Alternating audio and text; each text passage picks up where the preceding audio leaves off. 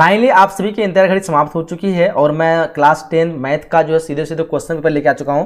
बिल्कुल same to same यही प्रश्न पत्र आप लोग को एग्जाम में देखने को मिलेगा। वीडियो को अच्छी तरह से ध्यान से देखिएगा, एक एक क्वेश्चन को आप लोग को अच्छी तरह से नोट कर लेना है और सारे क्वेश्चन को समझ जाना है और बिल्कुल यही पैटर्न पे यही लेवल पे यही सारे प्रश्न आप लोग को देखने को मिलेगा। तो इस वीडियो को जो 100% आप सभी को अपने फ्रेंड तक एग्जाम से पहले शेयर कर देना, ठीक है। वीडियो को तो लाइक करके इस चैनल को सब्सक्राइब कर ही लेना है, क्योंकि सब्सक्राइब नहीं करें तो आपको आने वाले वीडियो का नोटिफिकेशन समय पे नहीं मिलेगा, ठीक है। तो आप लोग चाहते हैं हर एक सब्जेक्ट का इस तरह का प्रश्न पत्र, तो आप लोग को जो है इस चैनल को सब्सक्राइब करके वीडियो को जो वायरल कर देना आप सभी को, ठीक है। चलिए स्टार्ट करते हैं। फर्स्ट क्वेश्चन हम लोग को 92/115 यानी 92/115 का सरलतम रूप पूछ रखा है, यानी इसको डिवाइड करेंगे, काटेंगे तो आपको पता है कि 23 से काटेंगे 23 के 92 और इसको हम काटेंगे 23 5 जो आपका क्या हो जाएगा 115 हो जाएगा। तो यानी 4/5 आपका ऑप्शन नंबर बी में है, तो ऑप्शन नंबर बी इस क्वेश्चन का बिल्कुल करेक्ट मानेंगे, ठीक है। ऑप्शन बी हो जाएगा।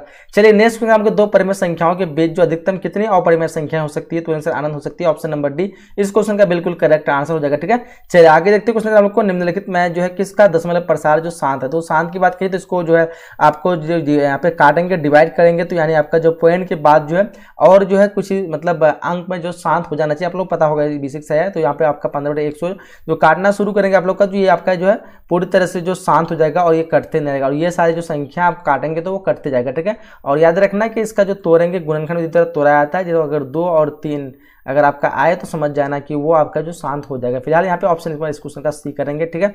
चलिए 2 3 बोल रहे हैं, यानी 2 और 5 के रूप में आए तो, ठीक है। चलिए आगे बढ़ते हैं क्वेश्चन हम लोगों को कि बहुपद dy² plus by plus a के शून्य का गुणनफल पूछ रखा है। तो गुणनफल क्या होता है c/a, c की जगह क्या a और यहाँ पे आपका d दिया हुआ है a की जगह, तो a बाई क्या होगा d हो जाएगा, तो a/d कहाँ पे ऑप्शन नंबर डी में आपका 4 नंबर क्वेश्चन का आपका ऑप्शन नंबर डी बिल्कुल करेक्ट आंसर हो जाएगा। चलिए जी नेक्स्ट क्वेश्चन हम लोग को √18 का परिमेय जो है परिमेयकरण जो गुणांक है वो क्या है। तो 18 को हम रूट से इसका जो बाहर निकालेंगे तो वो आपका हो जाएगा आपका ऑप्शन नंबर डी। परिमेय गुणांक जो बाहर कहाँ से निकलेगा आपका √18 यहाँ पे हो जाएगा, ऑप्शन नंबर डी मार दो, ठीक है। चलिए आगे बढ़ते हैं क्वेश्चन हम लोग को क्या करें सबसे छोटी अभाज्य संख्या क्या है। तो सबसे छोटी अभाज्य संख्या की बात करें तो आपका हो जाएगा 2, ऑप्शन नंबर बी इस क्वेश्चन का बिल्कुल करेक्ट मानेंगे। नेक्स्ट है कि यदि a = bq + r जहाँ a और b धन पूर्णांक हो तो जो है यहाँ पे क्या देखो 7 नंबर क्वेश्चन जो आंसर होगा वो हो जाएगा आपका r > b, option number C इस क्वेश्चन का सही मानेंगे। नेक्स्ट हमको निम्नलिखित में कौन परिमेय संख्या, तो परिमेय संख्या पूछ रखा है, तो देखो यहाँ पे √5 खल्लास हो जाएगा यहाँ पे, यानी आपका ऑप्शन डी यहाँ पे जो परिमेय संख्या होगा ऑप्शन नंबर डी, ठीक है। चलिए जी आगे देखते हैं क्वेश्चन कर हम लोग को कि द्विघात बहुपद x² + 12x + 35 के शून्यक जो है यहाँ पे क्या हो सकते हैं। देखो यहाँ पे 9 नंबर क्वेश्चन काफी लाजवाब है, दोनों ऋणात्मक होंगे, क्या होंगे दोनों ऋणात्मक होंगे, क्योंकि यहाँ पे आपका दोनों जगह प्लस है, तो इसका शून्य क्या होगा दोनों क्या होगा आपका माइनस में निकलेगा। ऑप्शन नंबर बी इस क्वेश्चन का बिल्कुल करेक्ट आंसर होगा। अगर आप लोग चाहते हैं तो इसको जो है निकाल सकते हैं। फिलहाल आगे बढ़ते हैं हम लोग को निम्नलिखित में कौन जो अपरिमेय संख्या, तो अपरिमेय संख्या की बात करेंगे तो क्या हो जाएगा आपका √27 जो कि आपका क्या है ये अपरिमेय संख्या है ना, √27 बाकी 121 का निकल जाएगा, 196 का निकल जाएगा, 289 का रूट से बाहर निकल जाएगा, लेकिन √27 को हम बाहर नहीं निकाल पाएंगे, तो बोलेंगे ऑप्शन नंबर सी इस क्वेश्चन का करेक्ट मानेंगे। चलिए हम लोग को बहुपद 5y² - 25 के जो शून्य काफी इजी क्वेश्चन है, बहुत बार एग्जाम में पूछता है। 5y² - 25 इसका शून्य बराबर में 0 लिखेंगे, क्या 5y² बराबर में क्या 0 है, तो बराबर 0 की उधर -25 उधर का प्लस में 25 हो जाएगा, ठीक है। आप बोलेंगे सर 5 5 है 25 हो जाएगा, ठीक है। y पे स्क्वायर है तो इधर आपको y पे क्या हो जाएगा y पे ऊपर y पे स्क्वायर, इधर y पे स्क्वायर हटाएंगे तो क्या होगा √5 हो जाएगा, क्योंकि 5 सिंगल में है, ठीक है। स्क्वायर हटा तो इधर बराबर के इधर क्या होगा 5 पे रूट चल जाएगा। अच्छा ये पे रूट के प्लस में आपको क्या होता है प्लस माइनस लिखा, तो एक प्लस में एक माइनस में कौन सा है ऑप्शन नंबर बी में है, ऑप्शन नंबर बी इस क्वेश्चन का सही मार देंगे, ठीक है। चलिए कर हमको एक द्विघात बहुपद के शून्यकों का योग तथा गुणनफल क्रमशः 3 तथा -40, तो द्विघात बहुपद जो वो क्या होगा। देखो यहाँ पे क्वेश्चन नंबर 12 काफी इजी क्वेश्चन होगा। जो द्विघात बहुपद पूछ रखा है शून्यकों का आपका योग पूछ रखा है 3 और जो गुणनफल है वो -40 है। देखो शून्यों का योग क्या होता है जी, योग होता है आपका b/a, यानी a b आपका क्या है 3 है, तो देखो 3 किस में है प्लस में है, तो इसका जो ये होगा आपका माइनस में होगा, तो -3 किस में है, अच्छा इसमें है, चलो सब में है, तो इन दोनों में कन्फ्यूज, ये दोनों तो खत्म हो गया है ना, प्लस वाला काम खत्म हो गया यहाँ पे ना, क्योंकि यहाँ पे गुणन आपका योगफल 3 दिया हुआ, ठीक है। 3 दिया हुआ तो माइनस बी होता है, -b/a, तो माइनस आ गया तो -3 मतलब माइनस में होगा, तो ऑप्शन आपका a b में ही हो सकता है। अच्छा यहाँ पे 40 दिया हुआ माइनस में, अच्छा c/a होता है ना शून्यों का गुणनफल दिया हुआ है, क्योंकि योगफल माइनस दिया होता है लेकिन गुणनफल आपका c/a होता है, और c की जगह क्या है -40, तो -40 किसमें इसमें, यानी ऑप्शन नंबर ए मारेंगे, ठीक है, क्योंकि इसका काम तो खत्म हो गया क्योंकि प्लस में है, ठीक है। चलिए जी आगे देखते हैं क्वेश्चन हम लोग को कि यदि समीकरण x + 2y = 4 तथा 2x + 4y = 8 है तो जो वो क्या होगा, देखो 13 नंबर क्वेश्चन का जो आंसर आपका ऑप्शन नंबर यहाँ पे डी होगा, वो अनगिनत हल होगा। क्या होगा उसका अनगिनत हल, क्योंकि ये दोनों बराबर है। अगर इसका 2 कॉमन लेंगे तो क्या हो जाएगा x प्लस 2y, और 2 से काटेंगे तो 2 चौका 8, यानी सेम हो जाएगा x प्लस 2y बराबर x प्लस 2y, दोनों बराबर जब हो तो उसको हम अनगिनत हल कहलाएंगे, ऑप्शन नंबर डी होगा। ठीक है, चलिए जाके देखते हैं क्वेश्चन का। यदि बहुपद एक्स स्क्वायर प्लस ए एक्स माइनस बी के शून्य एक दूसरे के व्यतिक्रम हो तो बी का मान जो होता है वो क्या होगा। देखो यहाँ पे 14 नंबर क्वेश्चन का जो आंसर होगा ऑप्शन नंबर यहाँ पे बी होगा, -1 हो जाएगा। क्या होगा ऑप्शन नंबर बी हो जाएगा। ठीक है, ध्यान से समझ गए। यदि बहुपद एक्स स्क्वायर प्लस ए एक्स माइनस बी के शून्य एक दूसरे के उल्टा होगा तो जो क्या हो जाएगा बी का मान, तो बी का मान हो जाएगा आपका -1, ऑप्शन नंबर बी इस क्वेश्चन का सही करेंगे। ठीक है, चलिए आगे बढ़ते हैं हम लोग। नेक्स्ट क्वेश्चन का हम लोग को कि अर्धवृत्त का कोण जो होता है वो क्या होता है। देखो 15 नंबर क्वेश्चन का जो आंसर आपका ऑप्शन नंबर यहाँ पे आपका सी होगा, सी होगा। ठीक है, 90 डिग्री क्या होता है, 90 डिग्री होता है अर्धवृत्त। ठीक है, अर्धवृत्त पूछ रखा है, अर्धवृत्त का कोण पूछ रखा है ना, तो अर्धवृत्त का कोण कितना होता है वो होता है आपका 90 डिग्री, क्योंकि आपको पता है कि ये जो है आपका वृत्त है। ठीक है, अच्छा वृत्त कहाँ हो गया, ये वृत्त नहीं हुआ वृत्त, चलो जाने दो। ये अर्धवृत्त के लिए हम इसको ऊपर अर्धवृत्त बना लेते हैं, ये लो अर्धवृत्त। क्या अर्धवृत्त का यहाँ पे क्या पूछ रखा है, कोण पूछ रखा है, तो कोण कहाँ से होगा आपका, ये वाला कोण होगा। ठीक है, ये वाला कोण और ये वाला कोण हमसे क्या होगा, वो 90 डिग्री होगा। ठीक है, चलिए याद देखिए अर्धवृत्त का कोण क्या होता है 90 डिग्री, ऑप्शन नंबर सी यहाँ पे करेक्ट मारेंगे। ठीक है जी, चलिए आगे बढ़ते हैं। क्वेश्चन कर हम लोग को कि द्विघात समीकरण जो है a x square plus b x plus c बराबर 0 है, जहाँ ए क्या कहते हैं डज नॉट इक्वल टू 0 के वास्तविक मूल्य जो नहीं है। यदि क्या होगा, तो 16 नंबर क्वेश्चन जो आंसर आपका ऑप्शन नंबर यहाँ पे डी होगा, बी स्क्वायर माइनस 4ac जो है ग्रेटर देन 0। क्या पूछ रखा है, द्विघात समीकरण a x square plus b x plus c जहाँ a does not equal to 0 के वास्तविक मूल्य नहीं है, वास्तविक मूल्य नहीं है। यदि आपका जो है 0 जो है बड़ा हो जाएगा, यानी 0 से कम अगर हो जाएगा बी स्क्वायर माइनस 4ac तो वो वास्तविक मूल्य नहीं होगा। ठीक है, ध्यान रखिएगा। चलिए क्वेश्चन हम लोग को, यदि अल्फा तथा बीटा समीकरण 2x square minus x minus 6 बराबर 0 के मूल हो तो 1/अल्फा प्लस 1/बीटा का मान ज्ञात करना है।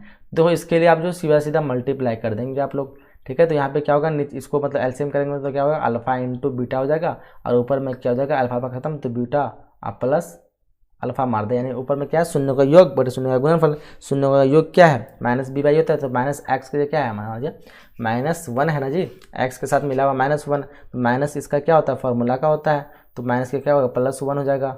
ठीक है, अच्छा +1 हो गया और बटे में क्या हो जाएगा 2 हो जाएगा। अब इसका क्या होगा अल्फा इंटू बीटा क्या है -6 है, तो -6 मार देते हैं और बटे में क्या हो जाएगा 2 हो जाएगा। तो हम क्या करेंगे इसको 1/2 रहने देते हैं, और माइनस में ऊपर में आ जाएगा तुम्हारा 2 और नीचे में आएगा 6, 2 2 खत्म बराबर 1/6, माइनस में 1/6, ऑप्शन नंबर डी हो जाएगा। 17 क्या होगा ऑप्शन नंबर डी हो जाएगा।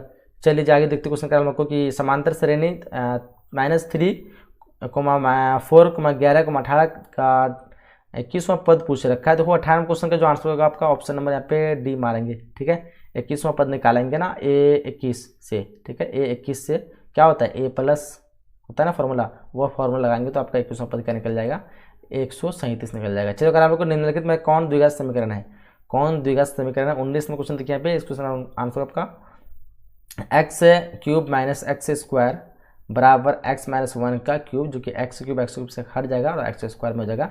और याद रखिएगा कि कभी भी द्विघात समीकरण बटे में नहीं था तो बटे के लिए ये भी तो खत्म हो गया।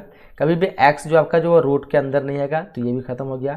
कभी भी x जो है स्क्वायर जो है वो नीचे में कभी नहीं है किसी के बटे के नीचे में। ठीक है, यानी जो आपका अलजेब्रा का जो वर्ड है जितना भी लेटर है वो कभी आपका बटे में नहीं आएगा, कभी रूट के अंदर नहीं आएगा। ठीक है, और वो जो है कभी आपका जो है एक चीज़ और होता है कि वो उसके ऊपर पावर कभी 1/2, 1/3 के रूप में नहीं आएगा। ठीक है, चलिए आगे बढ़ते कर हम लोग को समांतर श्रेणी जो है समांतर श्रेणी 80,76 इतना का कौन सा पद 0 होगा। देखो यहाँ पे 20 क्वेश्चन दिए, इस क्वेश्चन का आप 21वां पद ऑप्शन नंबर बी यहाँ पे बिल्कुल करेक्ट आंसर को। ठीक है, A0 बराबर निकालेंगे, इसका हम निकालेंगे A बराबर 80 जगह, एन मतलब क्या कहते हैं आपका D निकाल देंगे। ठीक है, और D से निकाल के हम A0 से फॉर्मूला लगाएंगे तो हमारा जो है वो निकल जाएगा 21वां पद, n बराबर हमारा 21 निकल जाएगा। चलिए क्या हम लोग को यदि समांतर श्रेणी का सामान्य पद 6 माइनस 4n है तो इसका सर्वांतर क्या होगा। तो 21 नंबर क्वेश्चन देखिए यहाँ पे, इस क्वेश्चन का जो आंसर होगा आपका ऑप्शन नंबर सी होगा -4। तो क्या था ऑप्शन नंबर सी इस क्वेश्चन का सही मारेंगे। चलिए कह रहे हैं हम लोग को कि निम्नलिखित में कौन जो समांतर श्रेणी है। देखो 22 में क्वेश्चन पूछ रखा हम लोग को कौन समांतर श्रेणी नहीं है, यहाँ पे आएगा आपका देखो 2 4 8, ये समांतर नहीं होगा, समांतर से यानी पूरा क्रम एक साथ होना चाहिए। तो 3/2 1/2 -1/2 -3/2 ये एक क्रम में गया हुआ है, ठीक है। जबकि यहाँ पे देखो 1 3 9 27 ये क्रम में नहीं गया, ठीक है। तो ये जो आपका ऑप्शन नंबर सी यहाँ पे बिल्कुल करेक्ट मानेंगे। कारण क्योंकि मूल बिंदु के नियतांक होते थे 0,0, ऑप्शन नंबर डी क्या होगा, ऑप्शन नंबर डी काफी बार एग्जाम में पूछा गया। यदि त्रिभुज ABC समरूप त्रिभुज PQR तथा QR/BC बराबर 2/3 हो तो एरिया PQR/ABC का मान क्या होगा। तो 24 नंबर क्वेश्चन का जो आंसर हो जाएगा आपका ऑप्शन नंबर ए होगा 4/9, क्योंकि इसका स्क्वायर कर देना है, 2 का स्क्वायर 4, 3 का स्क्वायर 9, 4/9, ऑप्शन नंबर ए बिल्कुल करेक्ट आंसर होगा, ठीक है। चलिए अगर हम लोग को दी गई आकृति में एक्स का मान निकालना है, एक्स देखो यहाँ पे दिया हुआ है, इसका मान निकालना है, बिल्कुल इजी सा क्वेश्चन है। 25 नंबर क्वेश्चन का जो आंसर होगा आपका ऑप्शन नंबर सी होगा 70 होगा। 70 कैसे हो जाएगा, देखो 70 इसलिए हो जाएगा कि ये 50 है आपका, ठीक है, ये 50 है और ये कितना है 60 है, और 60 50 कितना हो गया 110 हो गया। तो त्रिभुज के तीनों कोण का मान कितना होता है 180, तो मतलब ये कितना हो गया 70 हो गया, 70 हुआ ना जी। अब 70 ये हुआ तो ऐसे पूरा कितना होता है 180 होता है। जब ये 70 हुआ और ये आपका जो पूरा 180 होता है, ये 70 हुआ ना, चलो 70 हुआ। अब ये 180 तो कितना हुआ, ये 110 हुआ कि नहीं हुआ 110। जब ये 110 हुआ, अगर हम इसको मिला देंगे और यहाँ से यहाँ तक मान लेंगे हम, तो ये पूरा 180 फिर होगा। जब पूरा 180 में 110 इतना ही है तो ये कितना हो 70 होगा, तभी ना मतलब आपका जो है 110 होगा। तो बोलेंगे सर ऑप्शन नंबर यहाँ पे सी करेक्ट आंसर हो जाएगा, ये कितना हो जाएगा 70 हो जाएगा। कह हम लोग को कि बिंदु आर जो है 0,6 तथा 8,0 को मिलाने वाली रेखाखंड के मध्य बिंदु के नियतांक जो है नियमांक जो है वो क्या है। देखो यहाँ पे 26 नंबर क्वेश्चन काफी इजी होगा, यहाँ पे 4,3 होगा, ऑप्शन नंबर डी, ठीक है। इसको आपको सिंपली जो है आपको रेखाखंड बोलते मिलाने वाले रेखाखंड के मध्य बिंदु का नियतांक पूछ रखा है। तो आपको जो है यहाँ पे 8 को 0 से जोड़ेंगे तो कितना 8 और 0 कितना होगा 8 होगा, बटे में 2 करेंगे कितना होगा 4 हो जाएगा, और 6 प्लस 0 करेंगे तो क्या होगा 6, बटे में 2 करेंगे तो कितना होगा 3 हो जाएगा। तो 4,3 आपका ऑप्शन नंबर डी में दिया हुआ है। मध्य बिंदु बोलता है तो दोनों को जोड़ के बटे 2 कर देंगे, ठीक है। अगर हम लोग को बिंदु 4,6 और 8,2 के बीच की दूरी पूछ रखा है, तो दोनों को जोड़ के स्क्वायर कर दो, 8 और 4 12, ठीक है। तो प्लस में ना तो क्या हो जाएगा, अभी देखो यहाँ पे 27 नंबर क्वेश्चन का जो आंसर आपका ऑप्शन नंबर ए होगा 4√2 हो जाएगा, ठीक है। तो यहाँ पे आपका जो क्या होगा प्लस में तो 8 में 4 गया, मतलब कितना होगा 4 हो जाएगा, 4 का स्क्वायर 16 हो जाएगा, और 6 में 2 गया, ये भी 4, तो 4 का स्क्वायर 16, 16 16 32 हो जाता है। तो हम यहाँ पे क्या करेंगे जी 16 दूनी 32, तो 16 × 2 करेंगे, 16 बाहर निकल जाएगा रूट से और 2 अंदर आ जाएगा, तो इसलिए 16 का बाहर निकल 4 निकल जाएगा, तो 4√2 आपका ऑप्शन नंबर ए हो जाएगा। अगर हम लोग को कि sine square 60 degree plus cos square 60 का मान क्या होगा, तो sine square plus cos square क्या होता है 1 होता है, ऑप्शन नंबर सी मानेंगे, ठीक है। करेंगे यदि रेखीय समीकरण का युग्म संगत हो तो रेखाएं जो होगी वो कैसी होगी। देखो 29 नंबर क्वेश्चन जो आंसर वो रेखाएं प्रतिच्छेदी होती क्या होती है, प्रतिच्छेदी या फिर समांतर हो सकती है, ऑप्शन नंबर डी मार दो इस क्वेश्चन का। कह रहा है कि बिंदु -6 -5/2 जो किस पाद में है। देखो यहाँ पे दोनों जगह माइनस है और दोनों जगह ग्राफ आपको पता होगा, पहले वाला में क्या होता है दोनों जगह प्लस होता है, फिर क्या होता है माइनस प्लस होता है, क्या इस जगह माइनस कितना में 30, पहला दूसरा तृतीय पाद में option number C, question number 30 का क्या होगा ऑप्शन नंबर सी होगा। कर हम लोग को कि PQR त्रिभुज PQR में भुजा QR को बिंदु S तक इस प्रकार बढ़ाया गया है कि त्रिभुज PRS बराबर 120 डिग्री और QPR बराबर 63 डिग्री, तो PQR का मान निकालो। 31 नंबर क्वेश्चन का जो आंसर आपका ऑप्शन नंबर बी होगा 57 होगा, क्या होगा ऑप्शन नंबर बी हो जाएगा 57, ठीक है। चलिए जी, क्योंकि आपका ये जो 3 इसमें जोड़ेंगे 60 से 120 हो जाएगा, ठीक है, ये आपका 120 है। तो आप लोग को थोड़ा फिगर के हिसाब से समझाएं क्या, QR को बिंदु S तक PQR, ठीक है, एक त्रिभुज है आपका, मान लो तो PQR दिया हुआ है, मेरे पास तो वो पेन नहीं लिखने का इसलिए इसमें अच्छा से लिखा नहीं जा रहा है। फिलहाल PQR में भुजा QR जो है ना P मार दो ये, और ये मार दो Q और ये मार दो R, ठीक है। इसमें क्या बोलता है भुजा QR की बिंदु QR बिंदु S तक इस प्रकार बढ़ाया गया है कि PRS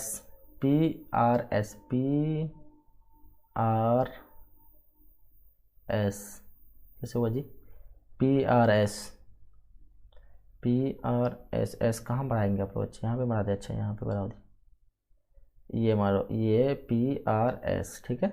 PRS बराबर 120 डिग्री, ये 120 डिग्री है, ठीक है। और QPR ठीक है, QPR ये जो आपका दिया हुआ कितना दिया हुआ 63 डिग्री दिया हुआ, ठीक है, ये कितना दिया हुआ जी 63 डिग्री दिया हुआ।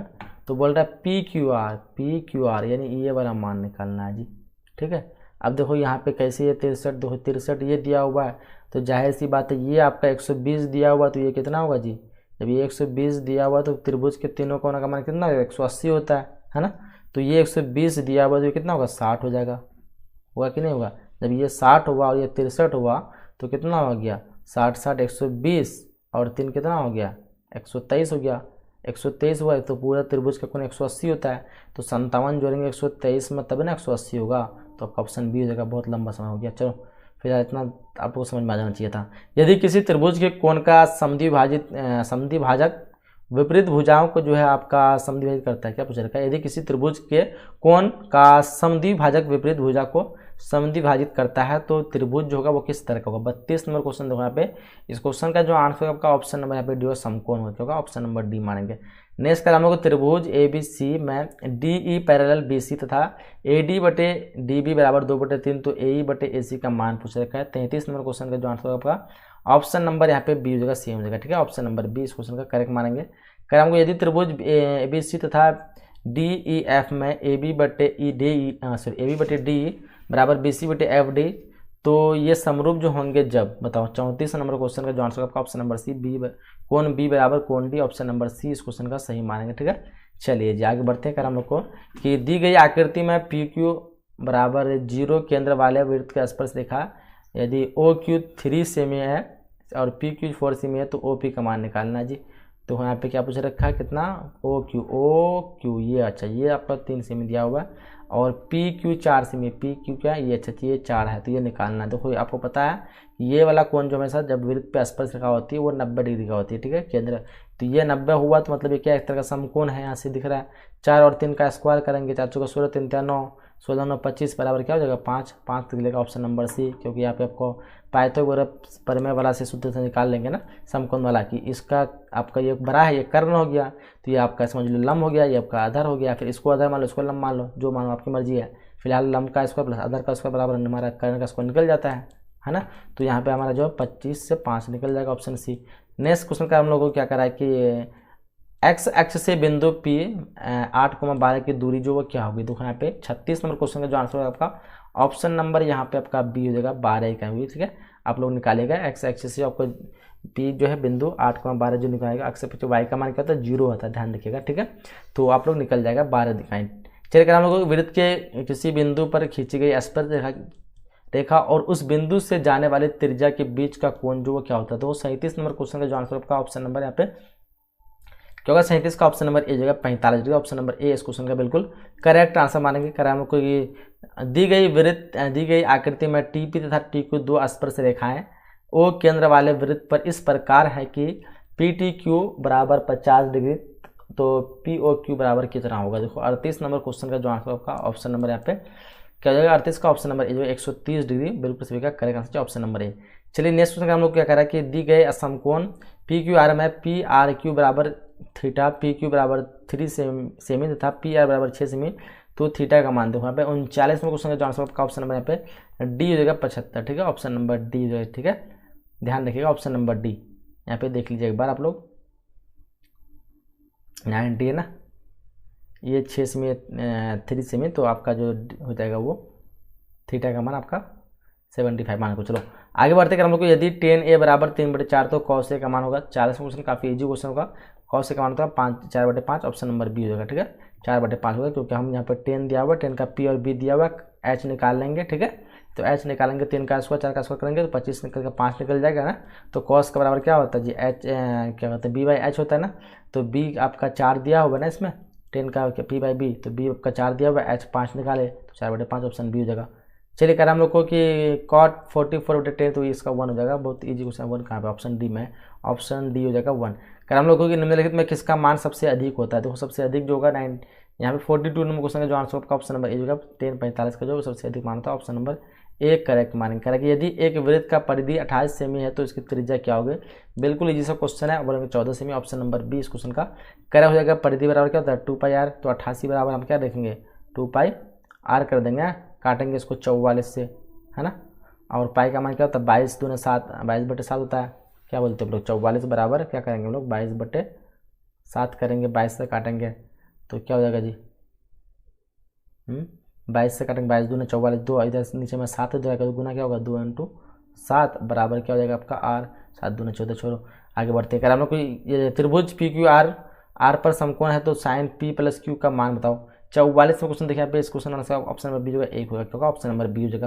अगर हम लोग यदि अल्फा बाई 4 बराबर 15 डिग्री तो 3 cos 6 अल्फा बराबर क्या हो जाएगा। देखो यहाँ पे 45 नंबर क्वेश्चन का जो आंसर होगा ऑप्शन नंबर बी होगा 2 हो जाएगा, ऑप्शन नंबर बी मार देंगे। अगर हम लोग यदि R1 तथा R2 त्रिज्या वाले दो वृत्त का क्षेत्रफल का योग जो है R त्रिज्या वाले वृत्त के क्षेत्रफल का योग के बराबर है तो क्या होगा। देखो 46 नंबर क्वेश्चन का जो आंसर होगा आपका R1 स्क्वायर प्लस R2 का स्क्वायर प्लस R मतलब R का स्क्वायर बोलेंगे, ऑप्शन नंबर सी इस क्वेश्चन का सही मानेंगे। कह रहा है कि साइन 90 डिग्री बराबर क्या होता है, कॉस होता है, कॉस ए कहाँ पे, ऑप्शन नंबर डी होगा ना। तो सही क्या होगा, ऑप्शन नंबर डी होगा। कर रहा है एक 15 सेमी लंबी सीढ़ी एक अर्धवृत्त दीवार पर जो शीर्षक पर पहुंचती है, यदि सीढ़ी के दीवार के साथ 60 डिग्री को बनाती है तो दीवार की ऊंचाई निकालना है। एक 15 मीटर लंबी सीढ़ी, ठीक है, तो ये मान लो 15 मीटर लंबी सीढ़ी दीवार पर चढ़ती है, दीवार हो गया, ठीक है। तो यहाँ पे क्या बोलता है 15 से तो सीढ़ी चढ़ती है तो दीवार जो कौन साथ ये आपका जो 60 डिग्री बनाती है क्या दीवार, यदि सीढ़ी क्या बोलते हैं, यदि सीढ़ी दीवार के साथ का कोण बनाती है तो दीवार की ऊंचाई बोलो, दीवार के साथ 60 का कोण बनाती है ना, तो उसकी ऊंचाई पी बाई एच निकाल देना सिंपली। एच आपका दिया हुआ पी निकाल लेंगे तो आपका क्या हो जाएगा जी 60 डिग्री का मान से निकाल लेंगे तो 48 का देखो सॉल्यूशन करेंगे आप लोग ना, तो आंसर होगा आपका option number B 7.5 metre, option number B होगा। चलिए 14 अगर हम लोग कॉट 1 इंटू कॉट 89 देखो यहाँ पे कॉट इंटू इसको 10 में बदल देंगे तो कॉट इंटू 10 बराबर 1 होता है, ठीक है। कॉट 1 है ना, तो कॉट 1 को हम जो कॉट क्या कहते हैं 89 में बदलेंगे तो 10 इंटू कॉट बराबर 1 होता है, ऑप्शन ए मार देंगे। चलिए कर हम लोग को कि R त्रिज्या वाले गोला के संपूर्ण पृष्ठ का क्षेत्रफल जो होता है वो कैसा होता है। तो 50 में क्वेश्चन जो आंसर आपका ऑप्शन नंबर यहाँ पे डी हो जाएगा ना। R त्रिज्या वाले गोला का संपूर्ण पृष्ठ जो होता है वो 4 पाई R स्क्वायर का होता है, तो ऑप्शन नंबर डी इस क्वेश्चन का सही होगा। तो हम लोग जो यहाँ तक 50 क्वेश्चन किए, वीडियो बहुत ही लॉन्ग हो रही है। इस वीडियो को आप लोग को लाइक कीजिए, शेयर कीजिए। जो आगे का सोल्यूशन मैं आप लोग को देने वाला हूँ इस वीडियो के डिस्क्रिप्शन में जो आपको वायरल पेपर का लिंक दिया हुआ आप लोग जरूर चेकआउट कीजिएगा, ठीक है। जो भी नया है चैनल को सब्सक्राइब जरूर करेंगे। मिलते हैं हम लोग अगले क्लास में अगले वीडियो में, जब तक जय हिंद, जय Bharat and thanks for watching.